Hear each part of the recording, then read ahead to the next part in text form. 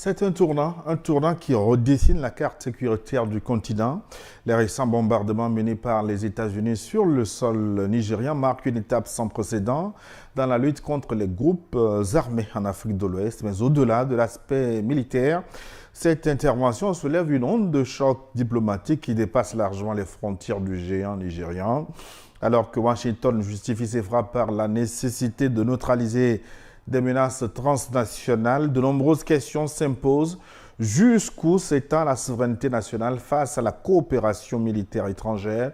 Quelles sont les conséquences réelles de ces opérations sur la stabilité du Sahel et des pays côtiers? Bombardement au Nigeria, simple appui tactique ou basculement géopolitique majeur pour la sous-région. Alors, quelles sont, pour démarrer, les zones spécifiques identifiées comme point d'impact majeur de ces frappes américaines sur le sol nigérian, Didier Alou? Bon, merci Gilles. Encore une fois, bienvenue à tous ceux qui nous suivent. L'événement s'est déroulé à Sokoto, au Nigeria, dans le nord-ouest du Nigeria. Et les zones qui sont touchées, les cibles principalement, c'est les États-Unis. Ils parlent de cibles terroristes. Et selon les informations qui ont circulé, il y a essentiellement 2 cibles qui sont touchées. Et à Sokoto, nous avons des frappes qui ont touché des zones habitées comme Jabo, par exemple. Nous avons aussi Boni, Tangaza, État de Sokoto. Et nous avons aussi l'État de Kaura qui est aussi un peu touché par ces frappes-là. Il faut dire que les frappes ont été menées depuis un navire qui est positionné dans le golfe de Guinée. Et les armes qui ont été utilisées, c'est la fameuse bombe Tomahawk, et accompagné aussi des tirs avec des drones téléguidés depuis une base au Ghana. Et tout ceci constitue, il faut le dire, d'entrée de jeu, une agression pure et dure, une négation totale du droit international.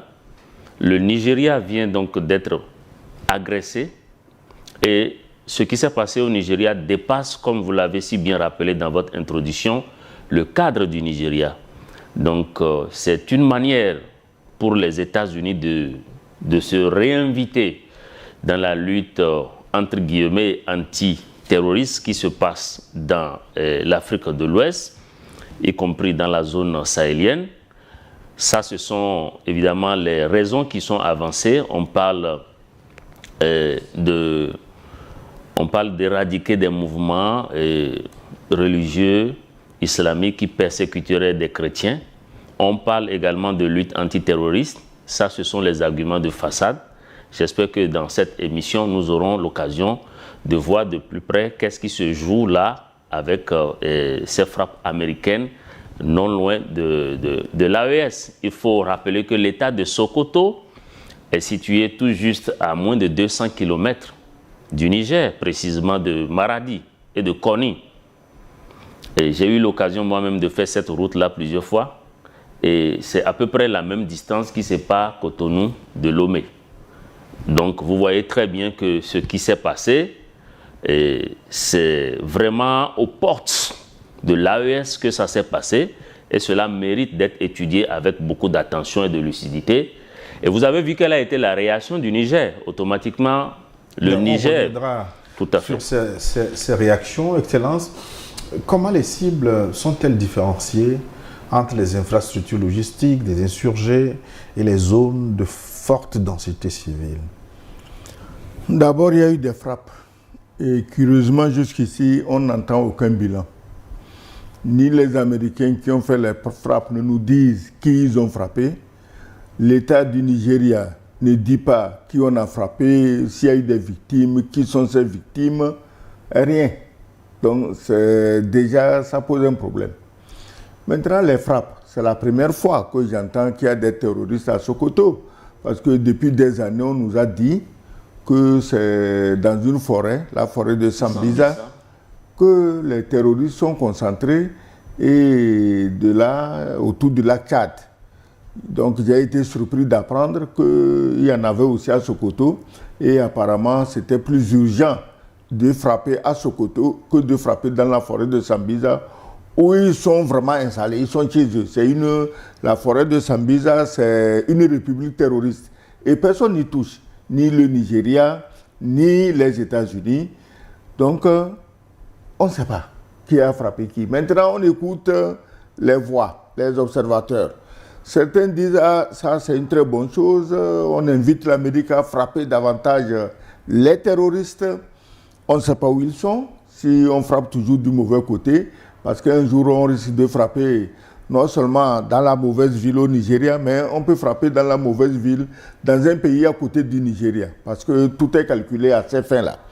D'autres, par contre, disent non, c'est une provocation et que les États-Unis doivent faire très attention parce qu'il y aura des ripostes.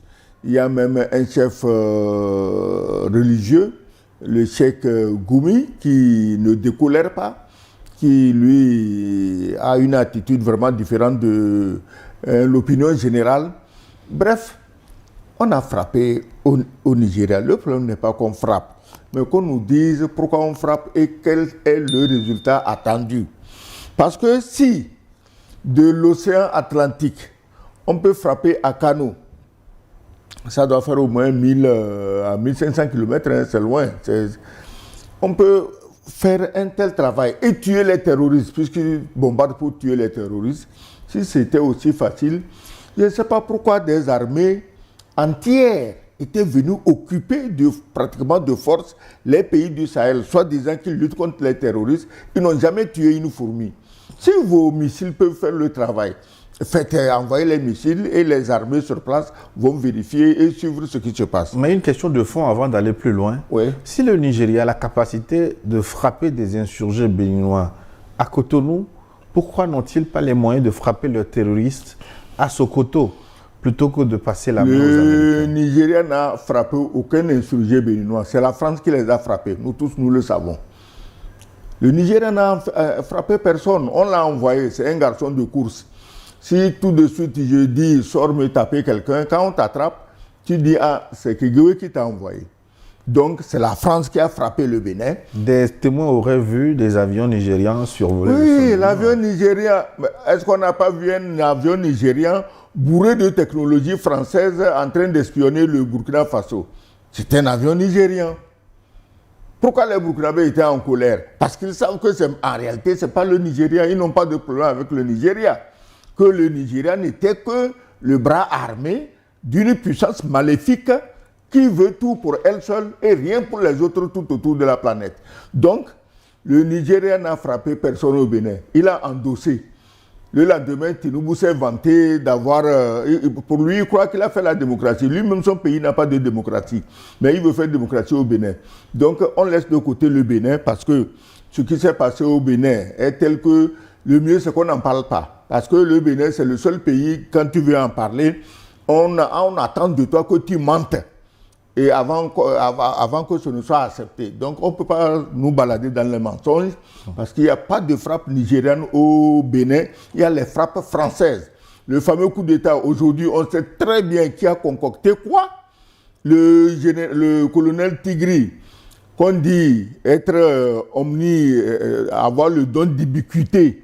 Il est au Togo à Lomé 2, il est au Burkina au palais de Kosiyam, il est au Niger dans le palais présidentiel. Tout ça, tout ce bordel-là. Je crois que sur une télévision sérieuse, on ne va pas revenir dans ce méli-mélo parce qu'on sait qui tire les ficelles pour faire plaisir à quelle bande de naïfs. Tu dis alors où on va questionner le cadre légal de ces frappes américaines sur le sol nigérien. Est-ce qu'il existe un accord formel, ce qu'on appelle généralement le Status of Forces Agreement OVA, encadrant spécifiquement ces interventions aériennes sur le sol nigérien? Avant même de parler de cadre légal, vous devrez vous poser la question si les autorités nigérianes sont même au courant. Parce que vous avez entendu que c'est à 19 minutes des frappes que le gouvernement du Nigeria a été informé. Ce qui s'est passé au Nigeria... Le ministre des Affaires étrangères dit avoir discuté au moins 2 fois avant ces frappes à Sokoto. D'accord. Si le ministre du Nigeria dit qu'elle a discuté au moins 2 fois, comment vous expliquez alors la réaction du gouvernement du Nigeria qui a suivi? Parce que vous avez vu quand même qu'il y a eu plusieurs versions concernant ce fait. D'abord, la zone où il y a eu les frappes, cette zone n'est pas accessible aux observateurs indépendants. La zone est complètement quadrillée. Les journalistes indépendants n'ont pas pu avoir accès à cette zone. Ça, c'est d'abord la première chose. Les appareils qui ont été utilisés. Et le Nigeria, nous a-t-on appris dans le coup d'État manqué du Bénin qu'il avait des avions qui pouvaient opérer des frappes très précises. Ça, c'est le président Talon lui-même qui a dit que ce sont des avions qui ont permis de faire des frappes précises. Donc, ça veut dire que le Nigeria avait la capacité de mener ces frappes précises sur son propre territoire, mais que ça n'a pas été le cas et que c'est les États-Unis qui sont venus, à travers un navire installé dans le golfe de Guinée, mener ces frappes-là. Je pense que cette histoire est une nouvelle invention. C'est une nouvelle invention qui est bourrée de mensonges et de tromperies et de duperies politiques. Et qu'il vous souvienne que depuis que l'Alliance des États du Sahel a commencé par produire des effets positifs en matière de lutte antiterroriste, en matière de réorganisation de la zone, en matière de diversification des partenaires, et cela a conduit le Niger à demander le démantèlement de la base 201 des États-Unis installée à Agadez. Et cette base a été démantelée sur pression des populations du Niger et donc de l'AES et sur pression également du gouvernement du Niger. Donc ça a été carrément un repli ou une perte d'influence de la présence américaine et occidentale dans l'AES. Aujourd'hui, qu'on a laissé d'abord, vous avez vu quels sont les stratagèmes que les impérialistes ont utilisés pour aller contre cette AES. Ils ont tenté de soulever les populations en vain. Ils ont tenté de mener une pression accrue terroriste sur les populations, mais les États tiennent malgré tout et avancent. Ils ont mené des politiques d'asphyxie économique sur ces pays, mais ça n'a pas également marché. Donc il faut passer à une dimension supérieure, il faut passer à une dimension nouvelle. Et vous savez que les États-Unis, un jour, c'est pour des raisons démocratiques, pour établir la démocratie qu'ils frappent, et la nouvelle trouvaille, c'est la lutte anti-terroriste. Et vous avez vu également que de tout le temps, les bombardements américains et occidentaux dans les pays n'ont jamais apporté aucune solution. On se rappelle de ce qui s'est passé en Afghanistan. Vous avez vu comment les États-Unis ont été chassés là-bas après une présence prolongée, soit disant pour établir la démocratie et travailler contre le terrorisme. On a vu le résultat. L'Irak est encore très frais dans les mémoires. C'est pour dire qu'en réalité, c'est des raisons qui sont totalement fallacieuses, qui ne tiennent absolument pas la route. Ce que veulent les États-Unis, en réalité, en faisant cette frappe, c'est encore pour mettre la pression sur les États de l'AES. Vous savez que le Niger, comme je l'ai rappelé tout à l'heure, est à 200 km du Nigeria. Oui, mais je vous laisserai démontrer cette argumentation, oui. Le fait de voir derrière les frappes à Sokoto, l'AES, mais je voudrais